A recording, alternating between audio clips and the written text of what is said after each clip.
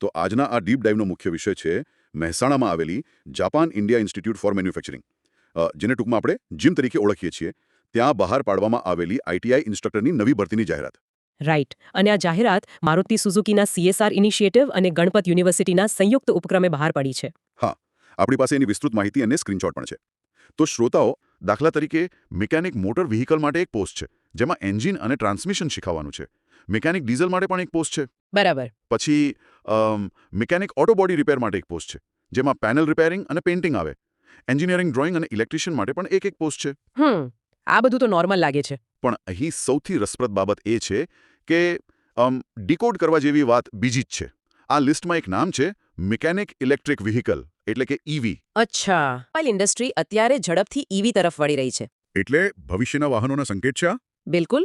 આખી દુનિયા ઝડપથી પેટ્રોલ અને ડીઝલના પેલું જે ઇન્ટરનલ કમ્બશન એન્જિન હોય તેનાથી દૂર જઈ રહી છે. અને આ કોઈ નાનો ફેરફાર નથી, આખી ટેકનોલોજી બદલાઈ રહી છે. એટલે એમ કહી શકાય કે આ અગાઉ જ્યારે પેલું ટાઈપરાઇટર મશીન હતું એની જગ્યાએ કોમ્પ્યુટર આવ્યા અને આખી દુનિયાએ નવી સિસ્ટમ શીખવી પડી. આ પરિવર્તન પણ કંઈક આવું જ છે. એકદમ યોગ્ય ઉદાહરણ આપ્યું.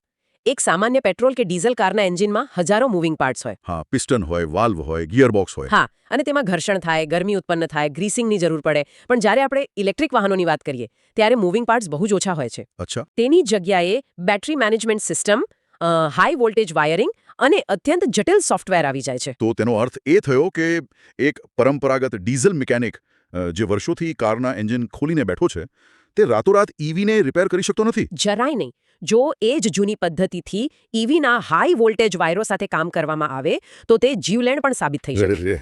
એટલે કે શોર્ટ સર્કિટ કે કરંટ લાગવાનો ડર? હા, આ જ કારણ છે કે સંસ્થાને ઈવી ઇન્સ્ટ્રક્ટર્સની સૌથી વધુ જરૂર છે.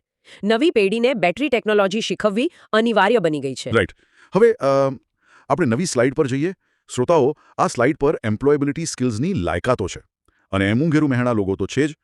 પણ એક વાત કહું, આ લિસ્ટમાં રહેલી આ પોસ્ટ જોઈને હું ખરેખર ચોંકી ગયો. એવું તો શું છે એમાં? જુઓ, અત્યાર સુધી આપણે ટેકનિકલ પોસ્ટ્સની વાત કરી, પણ અહીં એક એમ્પ્લોયેબિલિટી સ્કિલ્સની પોસ્ટ છે. અને એની લાયકાત શું છે ખબર છે? શું માંગી છે? BBA અથવા MBA. અને કામ શું કરવાનું છે તો કે ITIના વિદ્યાર્થીઓને soft skills, communication, teamwork, leadership અને ઇન્ટરવ્યૂની તૈયારી કરાવવાની. ઓહ, અચ્છા. હવે મને એક વાત સમજાવો.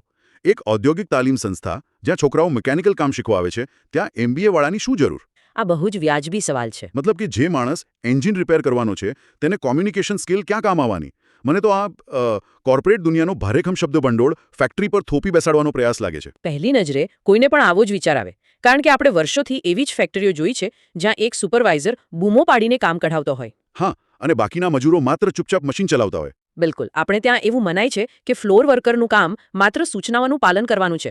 પણ આપણે અગાઉ જે જાપાનીઝ વર્ક કલ્ચરની વાત કરીને, આ તેનો જ એક અત્યંત મહત્વનો ભાગ છે. તો શું જાપાનની ફેક્ટરીઓમાં મજૂરો કામ કરવાના બદલે મીટિંગો કરે છે? મીટિંગો નહીં, પણ તેઓ સમસ્યાઓનો ઉકેલ લાવવા માટે સંવાદ ચોક્કસ કરે છે. ત્યાં એક કન્સેપ્ટ છે કાઇઝેન. કાઇઝેન? એ વડે શું? એનો અર્થ થાય છે સતત સુધારો. આજની ઇન્ડસ્ટ્રી માત્ર હાથથી કામ કરનાર મજૂરો નથી માંગતી. તેઓ એવા સ્માર્ટ પ્રોફેશનલ્સ માંગે છે જે ટીમમાં કામ કરી શકે. જાપાનીઝ કંપનીઓ માને છે કે પ્રોડક્શન લાઇન પર ઉભેલો સામાન્ય વર્કર એન્જિનિયર કરતાં પણ મશીનની વધુ નજીક હોય છે. અચ્છા, એટલે કે જો કોઈ નાની ખામી હોય તો તેને છુપાવવાના બદલે અથવા તો આગળ પાસ કરી દેવાના બદલે ત્યાં જ અટકાવીને વાત કરવાની. એક્ઝેક્ટલી. જો વર્કરમાં એટલો આત્મવિશ્વાસ ના હોય કે એ ખામી વિશે બોલી શકે, તો એ નાની ખામી આગળ જઈને કોઈ બહુ મોટી દુર્ઘટનામાં ફેરવાઈ શકે. ચાલો, હવે આપણે આ ચર્ચાના સૌથી પ્રેક્ટિકલ ભાગ તરફ આગળ વધીએ. સ્ક્રીન પર હવે સંપર્ક માહિતી, ઈમેલ અને સરનામાની સ્લાઇડ છે, મોંઘેરું મહેણા લોગો સાથે. હા, હવે અરજીની પ્રક્રિયા સમજી લઈએ. લાયકાતની વાત કરીએ તો ટેકનિકલ પોસ્ટ્સ માટે ડિપ્લોમા અથવા BE, BTech માંગવામાં આવ્યું છે. પણ અહીં એક બહુ મોટો તફાવત છે. જો તમારી પાસે ડિપ્લોમા હોય તો 3 વર્ષનો અનુભવ જરૂરી છે.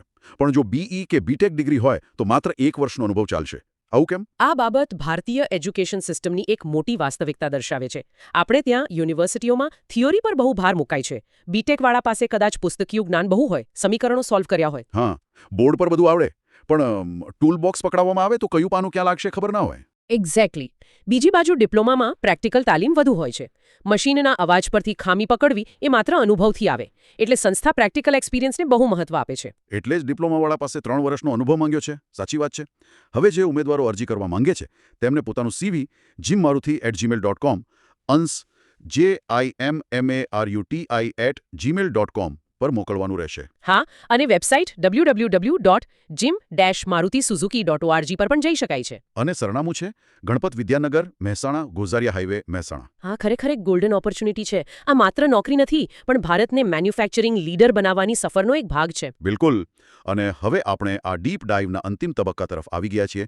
સ્ક્રીન પર ફાઇનલ સ્લાઇડ છે, જેમાં આપણો મોંઘેરું મહેણાનો લોગો અને ચેનલ સબસ્ક્રાઇબ કરવાની અપીલ મોટા અક્ષરે દેખાઈ રહી છે. ડીપ ડાઇવ પૂરો કરતા પહેલા એક વિચારવા જેવો પ્રશ્ન ઊભો થાય છે. જી, કયો પ્રશ્ન? જો આજે જીમ જેવી આંતરરાષ્ટ્રીય સ્તરની સંસ્થાઓ ટેકનિકલ નોલેજની સાથે સાથે સોફ્ટ સ્કિલ્સ અને ઇલેક્ટ્રિક વાહનો પર આટલો ભાર મૂકી રહી છે, તો શું આગામી દાયકામાં કોઈપણ ક્ષેત્રમાં ટકી રહેવા માટે આપણે બધાએ આપણી જાતને અપગ્રેડ કરવાની જરૂર નથી? ઓહ, આ ખરેખર બહુ ઊંડી વાત કહી તમે.